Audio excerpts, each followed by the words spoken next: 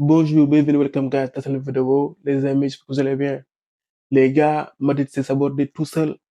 À ce niveau de compétition, ils n'ont pas le droit de laisser filer des points comme ça. C'est inacceptable. Avec cette défaite, l'équipe n'a plus son destin entre les mains.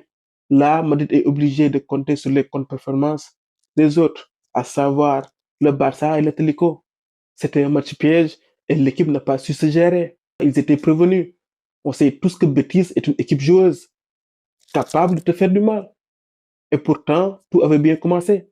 Les hommes de Carlo Ancelotti ont réalisé une bonne entame de match qui a été concrétisée par le but de Brahim sur une action initiée par Kylian Mbappé.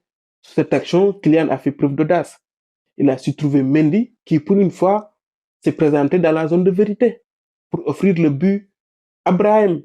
Faire la Mendy, on le sait tous. Quand il est en forme, défensivement, c'est l'un des meilleurs, mais offensivement, on attend plus de lui. Dernièrement, lorsqu'il joue, Vini se trouve très souvent esselé. Il est obligé de faire des différences tout seul. Je vais m'arrêter aussi sur Vini. Vini, c'est un joueur qui est capable de changer le cours d'un match. Mais dernièrement, il est un peu en dedans. Et ça se ressent sur les performances du Real. Quand Vini est en forme, l'équipe performe. Cette année, pour le moment, c'est moins. Après l'ouverture du score, le Betis a commencé à imposer son jeu et a su revenir au score sur corner.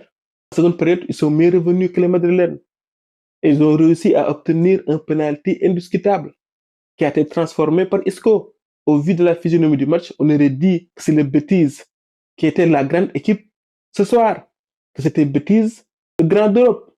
Menés au score, ils n'ont pas paniqué. Ils ont su revenir pour ensuite s'imposer avec métier. Offensivement, ce soir, le Real était limité. On a abusé des jeux longs, ce qui est absurde à mon sens. Sur la pelouse, il y avait Modric, Brahim, Vini, Rodrigo, des joueurs qui font moins de 2,75 m. Le plus grand, c'était Mbappé, il ne fait pas 1,80 m. Pourquoi opter pour le jeu long? Madrid n'a jamais su mettre le Betis Séville en difficulté. La composition d'Ancelotti laisse penser qu'il préparait déjà le match d'après, le match face à l'Atlético.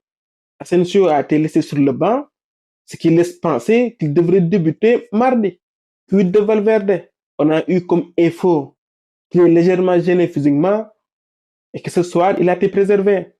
Avec la suspension de Jude Bellingham et la blessure de Ceballos, Ancelotti va cogiter au milieu. D'habitude, à l'absence de Bellingham, c'est Brahim qui le remplace, comme ça a été le cas aujourd'hui. Face à l'Atlético, j'ai des doutes. Il fait démarrer Brahim, l'équipe manquera de solutions offensives. En sortie de banc, je ne pense pas que pour ce genre de rencontre, qu'il fasse jouer Hendrik ou Güler. Kamavinga pourrait être aligné aux côtés de Tchouaméni et Modric. Un trio qui peut sembler défensif, mais qui est capable de résister aux défis physiques que l'Atlético voudra imposer. Le mystère, tu as des choix à faire. Rien de positif à retirer sur ce match.